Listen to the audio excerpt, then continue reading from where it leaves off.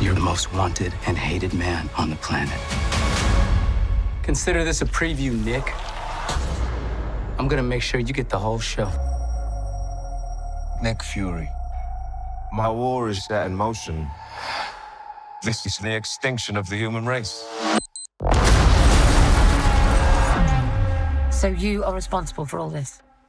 Why do you think I came back?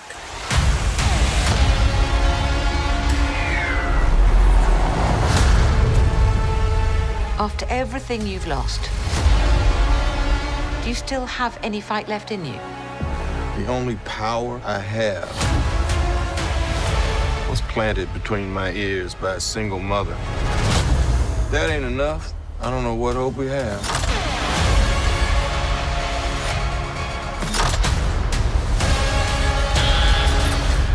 You're out of moves, Fury. This is a ticking time bomb. You got to figure out which side you're on. Marvel Studios' Secret Invasion. You going to shoot me? Maybe. Oh, probably. Welcome back, everyone. It's Charlie. Marvel dropped a trailer for the last couple of episodes of Secret Invasion. There's a whole bunch of new scenes, Easter eggs, so we'll break it all down. If you're brand new to the channel, be sure to subscribe to get all the videos. Just in general, the series is meant to help set up the Marvels movie, which is happening later this year, and in addition to that, what's happening with Captain America 4 soon, with Thunderbolt Ross becoming US President, Val restarting the Weapons Plus program, creating the Sentry, creating the Thunderbolts. Generally setting off Marvel Phase 5's Dark Reign era, because it's kind of the progression, the way things happen in the comics. You go from Secret Invasion, then you go to Dark Reign, where the villains start to come to power.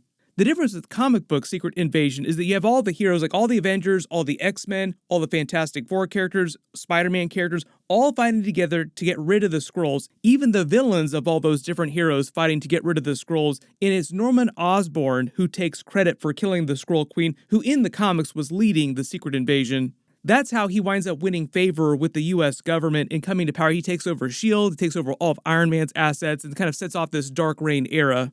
The MCU version of that will be a little bit different. Like, we don't have a Norman Osborn inside the MCU right now. The last Norman Osborn was in Spider-Man No Way Home, and he went back to his universe. They're mostly giving that storyline to Thunderbolt Ross and Val. So we'll talk a little bit more about them at the end of the video, but just starting with the new footage here, we have Nick Fury versus Skrull Rhodey at what looks like the president's hospital. Like, I'm assuming after the end of last week's episode, he just took the president to the hospital to get more treatment. It looks like Skrull Rhodey and the Secret Service arrive at the hospital, and Skrull Rhodey is trying to make them think, the Secret Service think, that Nick Fury is really trying to kill the president, when it's really actually him. One of the big things with this is they have to actually out him. Like, he has to turn into his Skrull form in full sight of the Secret Service and the president so that they realize that he really is a Skrull. Technically a female Skrull too, but that doesn't really matter.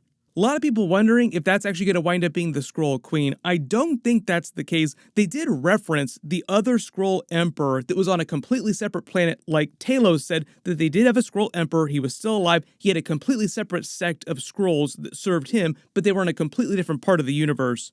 I sent out the call, and every Skrull that isn't in Emperor George's colony, they answered. For the most part, like the million surviving Skrulls from their original home planet, Skrullos, are now on Earth. There was just a small group of them with the former Skrull Emperor, or still Skrull Emperor technically, in a separate part of the galaxy. My guess is they might reference them during the events of the Marvels movie in more of the space-based movies. Like, they do have a plan to do the Nova character eventually. There'll be more space-based movies in general, even though they're not going to do Guardians of the Galaxy 4. That's a whole separate thing too. Rocket's new Guardians team will continue in the MCU, like they'll keep coming back, but it'll be like the Guardians of the Galaxy appearing during Avengers Infinity War and Avengers Endgame, like they'll show up in other people's movies. There's a new scene of Sonya Falsworth, Union Jack, taking Nick Fury to his graveside, talking about why he left Earth, why he came back. Does he still have fight left in him? The idea is obviously yes. They've kind of alluded to this, like there was trauma that he was dealing with, like he just needed a break in general. They had a joke about it during Spider-Man Far From Home, like he was literally and metaphorically taking a vacation on the Skrull space station, the Saber space station. Just call it a mental health vacation, and he's finally come back. Like, he probably should have come back sooner than this. There's a new scene of him talking about his mother when he's getting his gear from his secret stash at his gravesite. More references to his childhood. He hasn't talked too much about his mama, quote unquote. saying the only real thing that his mother gave him was his brain, and he didn't have a father growing up, like a single mother. It sounds like his father either died in what would have probably been the Vietnam War, just based on the way they're moving the timeline and when all these wars would have happened. Or maybe his father died in some separate event after he was born back in the 60s, or he left the family. Maybe he'll mention more about his father eventually, but it sounds like he was closer to his mother growing up. When they started showing off the early footage of the series, a lot of people assumed that they were actually going to show us what happened to his father, and this tombstone would be for Nicholas Fury Sr., and he's Nicholas Fury Jr. And based on the way they moved the timeline of all the characters, maybe they just say that it was his father, Nick Fury Sr., who actually fought with the Howling Commandos, because in the comics, it was actually Nick Fury who fought with the Howling Commandos and Captain America. When he says if his brains aren't enough to stop the Skrulls and the world is doomed, that's also probably part of their justification for not doing a more comic booky Avengers level Secret Invasion with all the Avengers characters, X-Men, Fantastic Four, basically all the major Marvel characters, making Secret Invasion more of a movie Avengers level event. The $500 million version of Secret Invasion, although reportedly they spent over $200 million making this series, which seems kind of crazy, but that's probably because of some of the pandemic protocols. He finally puts the eye patch back on. That's probably part of the metaphor that the old school Nick Fury is finally back. Like fire and brimstone, end of the world is upon us, Nick Fury. Time to assemble that new Avengers team, finally. Reportedly, we're going to see some teasers for that during the Marvels movie, but mostly with the Young Avengers. I think there's going to be a post-credit scene that will set up the Young Avengers team and Miss Marvel trying to go around and put together the younger heroes. I don't know if Nick Fury is supposed to appear in Captain America 4, but I think that's when we're going to get our first teaser for like the full-blown new Avengers team. They won't actually put it together in Captain America 4. There'll just be a teaser for them saying, okay, it's time to finally put together that new team.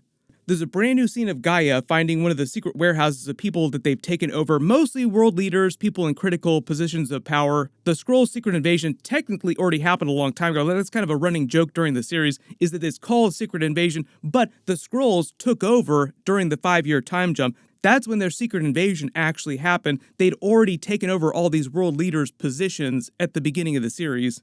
That was the whole argument that Gravik had with the council, is like, we're already in positions of power, like we already control the world, why do we want to mess this up? The evil Skrulls' beef was that they wanted to be able to walk around in broad daylight in their true Skrull form, and that was sort of the other shoe dropping, like that would have actually led to all-out war. Now that's basically what Gravik is trying to do, firing this Russian nuclear missile, like that's his literal and metaphorical nuclear option now that his plan to kill the president has failed. It's only a coincidence that in real life, there's an ongoing war that Russia has been waging on Ukraine. There's a new scene of Gaia meeting with Nick Fury, who calls him on his plan to stop Gravik and the Skrulls. Like, what are you actually going to do to stop them? There's so many of them, and they're all super Skrulls now. When he gets super pissed here, asking this person which side that they're on, he's probably talking to his wife, because remember, his wife actually was working with Gravik since the snap, but she's since turned sides, and now Gravik's side wants to kill her.